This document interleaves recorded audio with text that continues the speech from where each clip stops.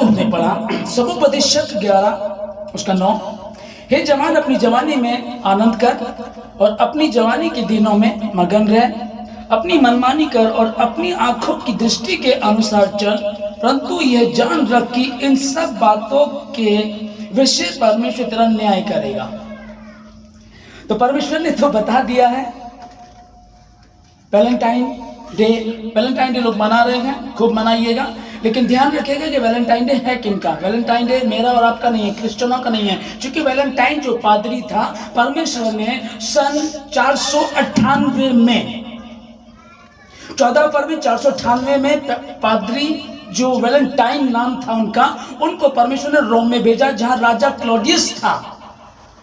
और वो नहीं चाहता था कि वहां के जवान विवाह करें, इसलिए वो हमेशा ऐसे ही सोचता था कि ये कवाने रहे, लड़के लड़की आपस में खूब ये सेक्स करें, कुछ करें, उसकी दिक्कत नहीं है, लेकिन ये विवाह संबंध में ना उलझ जाए। इसलिए वो ऐसा सोचता था। जब परमेश्वर ने अपने सेवक को वहां भेजा, जब परमेश्वर ने अपनी दास को वहां भेजा, और उसके बाद जो बड़ी बेदारी आई, जब जो पादरी ने वैलेंटाइन पादरी ने जब देखा कि यहाँ के लोग तो बहुत व्यभिचार में, पाप में हैं, और यहाँ तक कि वो चर्च में भी उस तरह की हरकतें करते होंगे। क्योंकि जब वैलेंटाइन पादरी वहाँ पहुंचे, जब उन्होंने सत्य के वचन को बताया, उन्हें बताया परमेश्वर व्यभिचार से सख्त घृणा करता है, मूर्ति पूजा और व्यभिचार से सख्त घृणा करता है। उन्हें आदम का उदाहरण दिया होगा, कैसे आदम ने जब आज्ञा को नहीं माना और उसके बाद पाप जगत में आया, फिर उसने कहा होगा कि मेरे मन का जो मुझे मिला था, जिसका नाम उसने कहा यिशै का पुत्र दाऊद, जब दाऊद ने व्यभिचार किया, उसने दुख उठाया। शिमशोन की मां जो बांझ थी, और उसको कहा तू गर्भवती हुई, तेरा एक बेटा होगा और वो मेरे लोगों को फिलिस्तियों से छुड़ाएगा। और जिसके विषय में देखते हैं कि शेर को उसने फाड़ दिया, 30 लोगों को एक बार मार डाला, 300 लोमड़ी पकड़ के उनके खेतों को बर्बाद कर दिया, 1000 लोगों को एक ही बार में मार डाला उसने।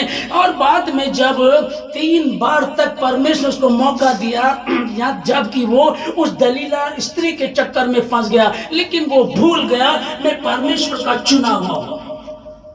वो भूल गया कि परमेश्वर का मैं नाज़ीर हूं, परमेश्वर की योजना मुझसे है, और वो उस औरत के चक्कर में पड़ करके वो उसका जिंदगी तबाह हो गई। 3 बार परमेश्वर ने उसको मौका दिया, लेकिन उसकी अक्ल उस वैलेंटाइन, उस व्यभिचार के, उस स्त्री के चक्कर में फंस करके वो बर्बाद हो गया, तबाह हो गया। उसके पास कुछ भी ऐसा नहीं बचा। मैं आपसे कहना चाहता हूं कि इस ध्यान से समझिएगा, आप लोग हम लोग जो बाइबल को पढ़ने वाले लोग हैं, तो बाइबल हमको बता रही है। इसीलिए प्रभु ने कहा था कि व्यवस्था की पुस्तक तेरे चित्त से कभी उतरने ना पाए, दिन रात इसमें मनन करते रहना, इसमें लिखी हुई बातों के अनुसार आचरण करना, तब जहां कहीं तू जाएगा, जहां कहीं तू जाएगी, तेरा परमेश्वर यहोवा तेरे संग रहेगा। प्रभु ने कहा मुझसे और आपसे, उसने हमको बताया है। प्रभु कह रहा है होशे की पुस्तक 4:6 में कह रहा है कि मेरी प्रजा मेरे ज्ञान के ना होने के कारण नाश हुई जाती है।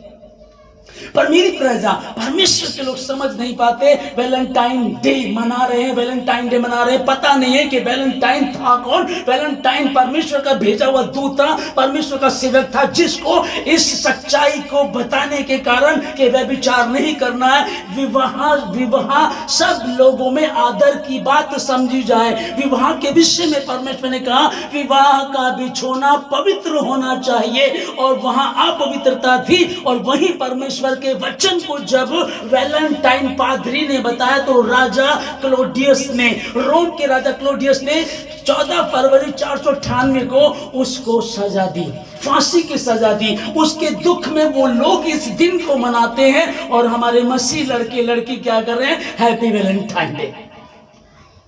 अकल नहीं है, पता ही नहीं, हिस्ट्री मालूम ही नहीं है, लेकिन फिर वही है, जहां खुली वहीं सवेरा, जहां खुली। जैसे आपको पता लग गया ये गलती है, ये मेरे परमेश्वर के विरोध में है, परमेश्वर के दूत के साथ ऐसा किया है। जैसे परमेश्वर के 12 चेलों को मारा गया, जैसे उनको आरी से चिरवा दिया गया, जैसे कि पतरस को जब वो लटका रहे थे, मार रहे थे, तो पतरस ने कहा मुझ में ऐसा नहीं कि मुझे आप सीधा लटकाएं क्रॉस पे, मुझे उल्टा लटका दीजिएगा।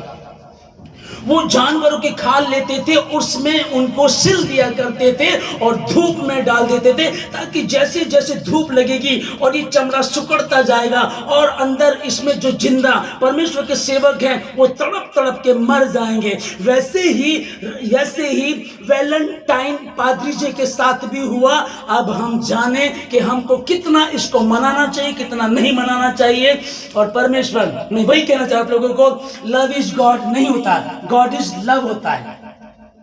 लव इज गॉड मतलब कि प्यार परमेश्वर है, नहीं, प्रेम परमेश्वर नहीं है, परमेश्वर प्रेम है। इसको ध्यान में रखिएगा। तुम सत्य को जानोगे और सत्य तुम्हें स्वतंत्र करेगा।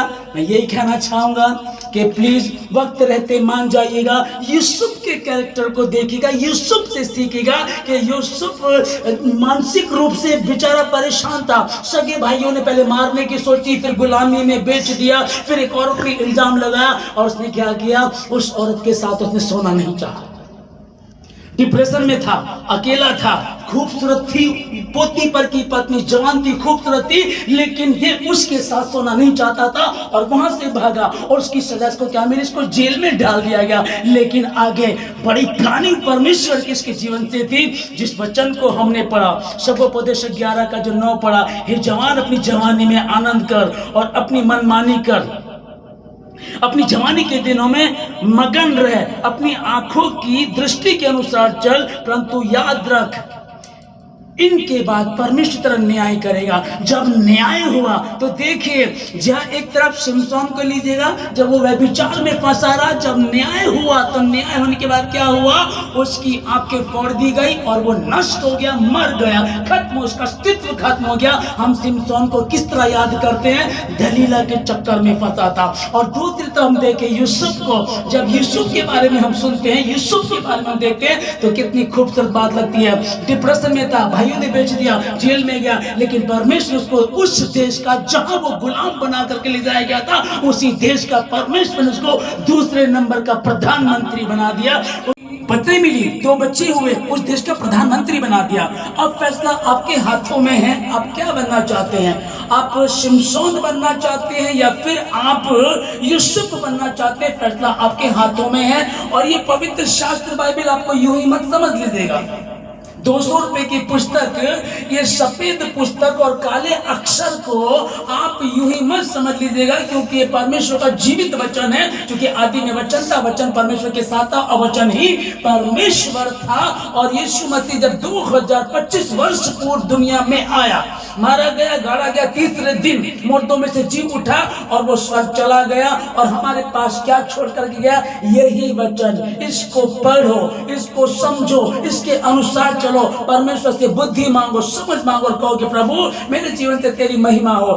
फैसला आपके हाथों में है। कई बार सोचते हैं, कई लोग बोलते ना, बाइबल में तो ये भी लिखा है, व्यभिचार के बारे में ये भी लिखा है, गंदे गंदी बातें भी। तो परमेश्वर ने कुछ भी नहीं छिपाया, सब कुछ लिख करके दे दिया। यदि आप यूसुफ की तरह चलेंगे तो यूसुफ वाली आशीष पाएंगे, और यदि आप शिमशोन की तरह चलेंगे तो शिमशोन वाली आशीष पाएंगे। फैसला आपके हाथों में है। मैं आपके लिए प्रार्थना करता हूँ। सर्वशक्तिमान परमेश्वर आपका धन्यवाद देती पिताजी सारी बातों के लिए। मैं प्रार्थना करता हूँ परमेश्वर वाले के लिए, हर भाई बहन के लिए आशीष दे, अपनी योजनाओं को उनके जीवन से पूरा करें, जाने अनजाने में की गलतियों को क्षमा करें, इनकी सुधि ले परमेश्वर, इन्हें हर बुराई से बचाए, किसी परीक्षा में पढ़ने ना दे। और ये 2025 का परमेश्वर, ये सेकंड मंथ, दूसरा महीना परमेश्वर इन लोगों के लिए आशीष का कारण हो। जो भी गलती इनको क्षमा कर दीजिएगा, और जितने तौबा कर रहे हैं इनको बुद्धि दें, समझ दें। तौबा कर रहे हैं परमेश्वर, इनको क्षमा कीजिएगा। और अब क्षमा करते हैं प्रभु राजा, पर जितने ढीठ बने हुए भी समझ नहीं रहे, उनको बुद्धि ज्ञान दें परमेश्वर, ताकि वो भी समझ सके और आपकी योजना के तहत चल सके और उस आशीष को पाए जो आप अपने बच्चों को देना चाहते हैं। धन्यवाद देते सारी बातों के लिए, सारी आदर में आपको देके धन्यवाद के साथ यीशु मसीह के नाम से मांगते हैं, आमीन।